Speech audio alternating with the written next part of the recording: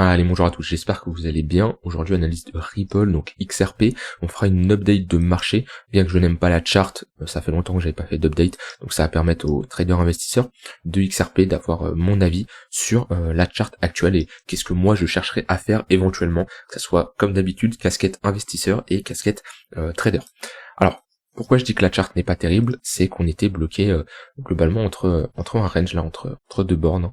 Voilà, qui était ce précédent niveau de support, qui a été notre range, ok. On avait une compression même, on voit que les creux étaient de plus en plus haut, et on a eu une résolution à la hausse, ok.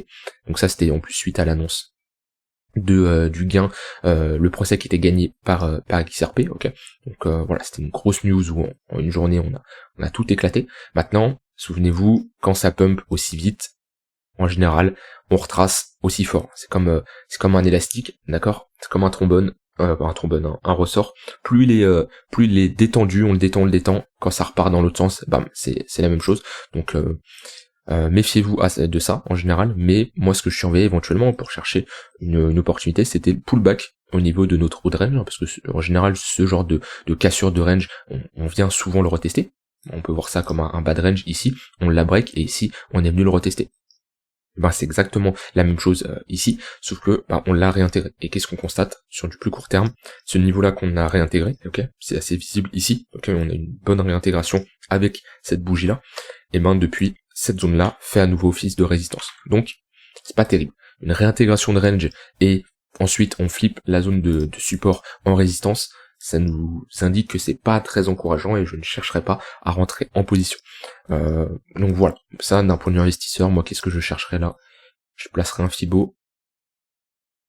On est dans notre zone de rechargement. Si on reflippe cette zone et qu'on valide ce W, là on pourrait valider un creux, un sommet, un creux plus haut que le précédent, et ici un sommet plus haut que le précédent. Ok, ça pourrait être clairement intéressant. On aurait pourquoi pas une pattern qui nous confirmerait comme quoi on repasse au-dessus de ce niveau-là. Donc la localisation est bonne. Maintenant, ce qui nous manque, c'est la structure. Pour le moment, on n'a pas spécialement inversé notre dynamique, parce que les creux sont de plus en plus hauts, ok. Mais c'est cette réintégration qui m'embête. Si ça, on le faisait juste au-dessus, ça serait beaucoup plus bullish. Maintenant, voilà, pour moi, XRP, je vois des creux qui sont de plus en plus hauts, donc on peut pas dire qu'on repasse dans une dynamique baissière. Ok, à quel moment je pourrais parler de dynamique baissière ou de réintégration d'un range long terme si on commence à break ce niveau-là, ou qu'on fasse une pattern de distribution, là ça sera pas encourageant et on repartirait sur quelques mois de chart horizontale. Donc voilà, pour le moment, les creux sont maintenus. Quand des creux sont maintenus, ça veut tout simplement dire que les grosses institutions maintiennent leur ordre d'achat dans le vert, tout simplement. Donc voilà, vaut mieux ça que l'inverse, qu'on ait une tendance baissière, c'est tout à fait logique. Maintenant, je le dis, ça c'est quelque chose, retenez, mais quand on réintègre un range, le premier creux, d'accord, qui est ici, en général, on vient rapidement prendre la liquidité. Vous constaterez, moi c'est quelque chose que je constate depuis un moment, et ça marche comme ça, dès qu'on réintègre un range, comme on a ici, bam, le premier creux, ici, on vient le chercher. Voilà, pareil ici, ce range là, ok, dès qu'on le réintègre, ici, on le réintègre, on vient chercher le dernier, du coup, ici, sommet. Voilà, alors c'est pas systématique, mais ça peut vous permettre de savoir que, techniquement, qu'on a une réintégration, c'est un niveau qui a des chances de sauter, tout simplement. Donc la zone de localisation est bonne. Maintenant, pour les investisseurs, vraiment long terme, qui cherchent à se positionner, enfin, pas spécialement long terme, mais les investisseurs qui veulent avoir une entrée bien précise, la zone qui est intéressante, c'est elle, où là on a un gros niveau de support, structure en W, ligne de coup, pullback ici, et c'est un très très bon niveau. Donc un XRP autour des 40 centimes de dollars, c'est une très bonne entrée selon moi pour du long terme. Maintenant, moi c'est pas un token qui m'intéresse, c'est pas un projet qui m'intéresse, ok. Déjà c'est un projet qui se fait surperformer par le BTC depuis un moment, donc moi, et d'un point de vue fonda, il y a beaucoup plus intéressant selon moi, c'est pas un secteur qui m'attire, le domaine d'XRP. Donc voilà, ça c'est un niveau très important à surveiller. Si je mets un volume profile, voilà, on est dans ce creux du volume profile, même si on veut être plus précis. Tac, ici. Voilà, c'est la zone à surveiller. Quand vous galérez à trouver des zones de support et résistance, les trous comme ça dans le volume profile, c'est une bonne zone pour venir combler de la liquidité, développer ce creux là, combler ce creux, ok.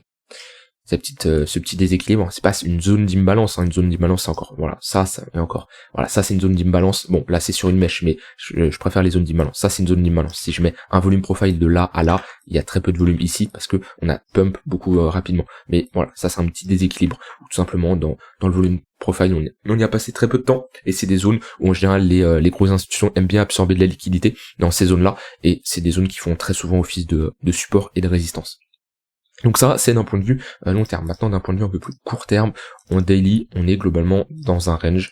Donc la meilleure chose à faire dans un range, comme d'habitude, c'est de se positionner sur les extrémités. Ok. Sur un bad range, on va plutôt chercher des longues, et sur un haut range, on va plutôt chercher des shorts. Alors, un range, pour le tracer, c'est vraiment approximatif. Il n'y a pas de règle précise, ou moi, ce que je vous déconseille, c'est surtout d'avoir des traits. Ok, il y en a beaucoup qui fonctionnent comme ça avec des traits. Non, moi, c'est vraiment des zones d'intervention. Donc, globalement, si je chercherais une zone où on a souvent réagi, ici, ça serait mon haut range.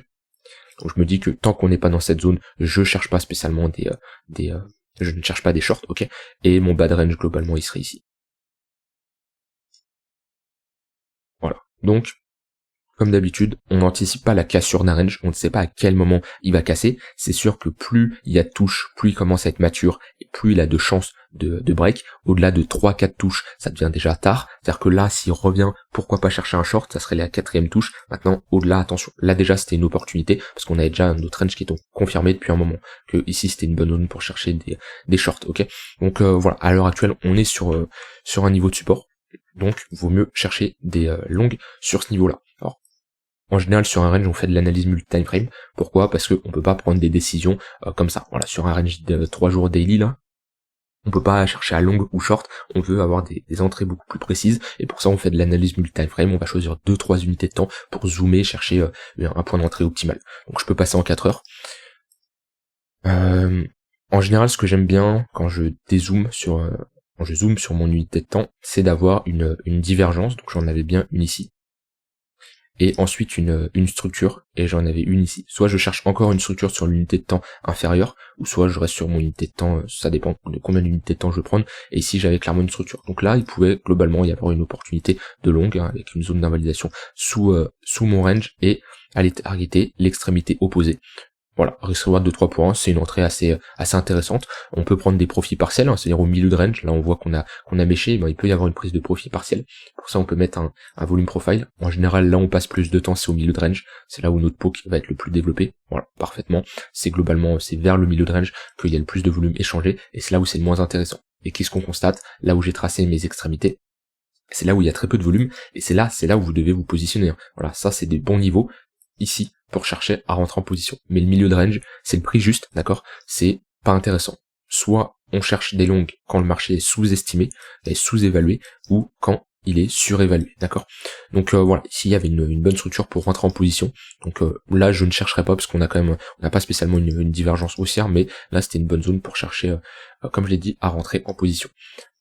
Et comme on avait par exemple ici, on avait aussi une divergence, tac, ok, et on pouvait chercher en 1 heure une structure. Voilà. Ici on a notre structure de M-top, notre pullback au niveau de notre ligne de coup, pareil, stop loss au-dessus du range et target l'extrémité opposée. Voilà, c'est comme ça globalement qu'on traite un range. Sur du plus court terme, donc ceux qui veulent vraiment voir en 15 minutes, 1 heure, la dynamique est baissière en 15 minutes, 1 heure, je vais mettre les moyennes mobiles. Voilà, les moyennes mobiles sont orientées à la baisse, le 15 minutes est sous le 1 heure. On est actuellement dans le 15 minutes, on pousse à la divergence baissière. Un point pivot, non, j'ai pas de point pivot. J'aime bien avoir des confluences point pivot tunnel en général, ça me donne des niveaux beaucoup plus pertinents que juste avoir un tunnel, mais on peut quand même chercher des shorts. Hein. Là, quand je cherche ça, je cherche des shorts. Maintenant, ma dynamique est haussière. En 15 minutes, en 1 heure, on est quoi? En 1 heure, on est juste sur un rebond. Donc on pourrait chercher des shorts, parce qu'on est quand même sur une zone de résistance. On est dans un déséquilibre ici, dans un déséquilibre 1 heure. On est dans une zone d'imbalance. On est sur un rebond en 1 heure. Ça peut être une zone pour chercher des shorts actuellement où on est. Maintenant, j'attendrai surtout une inversion de ma dynamique. C'est-à-dire que là, ce que j'aimerais voir, parce que le but c'est, voilà, vous voyez, j'ai regardé le 1 heure, j'ai regardé le 15 minutes, le 1 heure, qu'est-ce que je constate? On est baissier. Voilà, c'est très simple à voir. Si je trace des sommets, mes sommets ici, d'accord, sont pour le moment de plus en plus bas, mes creux sont de plus en plus bas. Ok. Le 15 minutes, il est comment? le 15 minutes il est haussier. Pourquoi? Les creux et les sommets sont de plus en plus hauts. Donc là l'idéal c'est, j'ai déterminé ma zone d'intervention, j'ai constaté que j'avais un affaiblissement en 15 minutes, ce qui me manque pour potentiellement rentrer en position, c'est une inversion de ma dynamique, d'accord? C'est un changement de structure. Donc soit j'ai une structure par exemple en M-top, ok? Donc qui me confirmera comme quoi on fait un sommet, un creux, un sommet plus bas que le précédent et un creux plus bas, où là je pourrais chercher à rentrer en position sur ma ligne de coup et une zone d'invalidation, donc un stop loss au-dessus du sommet, et targeter un retracement, 2 points, 3 points, ça c'est le premier cas. Soit un cas plus agressif, mais si on a juste quelque chose comme ça, tac, bam, ok, on n'a pas spécialement une structure en M, mais on a quand même un break de la structure, vu que le précédent creux, on le casse, ok, si on fait ça, là, bam, ce précédent creux, on le casse, et on inverse notre dynamique. Si je prends un exemple, si j'en vois un, voilà, par exemple ici, la dynamique est haussière vu qu'on fait des creux et des sommets de plus en plus haut. On fait pas spécialement une structure en M, peut-être en 5 minutes ici, mais en 15 minutes elle est pas trop visible. Et là, bam, on casse. Donc là, on peut se dire que on a cassé la structure, on a inversé notre dynamique. Donc si on fait ça, si on a un break comme ça, hop, je reviens, bon, je l'avais fait. Voilà, on a un break comme ça, sans faire une structure en M. Ce que j'aimerais bien, c'est chercher à rentrer dans un déséquilibre ici, déséquilibre 15 minutes, une zone d'imbalance pour avoir une entrée ici, une zone d'invalidation au-dessus et avoir une target beaucoup plus bas. Donc voilà, sur du 15 minutes, 1 heure, comme dit, certes on est sur un bad range, maintenant on est sur un bad range daily. C'est pas parce qu'il y a plusieurs tendances, il y a plusieurs unités de temps, il y a plusieurs tendances, ok, on peut être dans un range daily et être dans une tendance baissière en 15 minutes. Donc là pour le moment, on est sur une tendance baissière en 1 heure, avec un retracement, ça on n'est pas sur une reprise haussière, une tendance haussière, on est sur un retracement 1 heure, on est sur une tendance haussière 15 minutes, ce qui nous manque, c'est une inversion de notre dynamique, et éventuellement valider cette divergence baissière, parce que je l'ai pas précisé, parce que bon, ça me semble, enfin moi ça me semblait logique, mais je le précise, là on est que sur une divergence potentielle, d'accord, parce que si on fait ça, et on fait ça, la divergence disparaît. Donc ce qui est bien, c'est de valider cette structure en M. Après, on peut être beaucoup plus agressif et se positionner sur des divergences potentielles. Ça dépend de vous, comment vous êtes agressif et comment vous gérez votre risque. Donc la zone est intéressante, mais j'attendrai un changement de structure. Et si on ne l'a pas, et ben tant pis, on aura une poursuite de notre tendance haussière. Et si on a un cross des moyennes mobiles, 15 minutes, 1 heure, on pourra chercher tout simplement des longues. Donc voilà, sur XRP, j'ai dit tout ce que j'avais envie de dire, casquette investisseur, casquette trader dans ce range-là, et casquette trader très court terme. Voilà, globalement, il n'y a rien d'autre à ajouter. On est dans un range, et en bas on cherche des longues, en haut on cherche des shorts. J'espère que cette vidéo vous aura aidé, vous aura plu. N'hésitez pas à vous abonner, lâcher un like, un commentaire, et on se retrouve demain pour une prochaine vidéo. Bye bye.